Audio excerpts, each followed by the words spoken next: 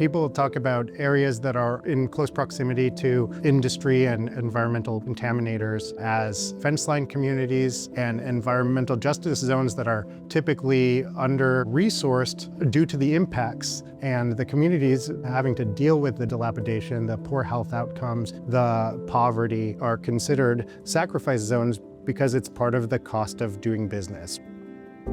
My name's Dan Gomez, and we're at our home in North Braddock. Our house is less than a mile. It's like 3/4 of a mile from the mill. When we got out here, right, like we learned of the extent of the pollution, and it's sort of been like a slow process of becoming aware of what it means to live in a fence line community.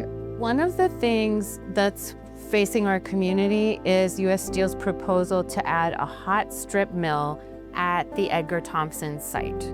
What does this hot strip mill promise for the region? 40% increase in PM 2.5 emissions.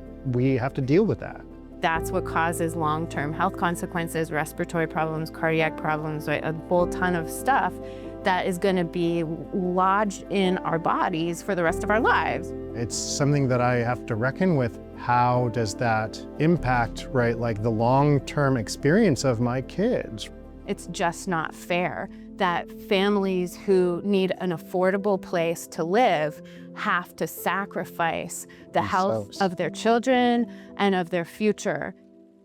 The company isn't talking to the community about their proposal. They're doing the bare minimum communication with the agencies that they have to interact with legally to get the job done. After the Clairton explosion, it was a pretty serious industrial accident. A number of us have been working together to try to improve the communication with the company and with the borough and with the community, and going through the borough council and asking, how are we gonna receive information about what to do to keep ourselves safe? You know, the response has been, well, a lot of it is proprietary information that the company has the right to keep private because it protects their profitability.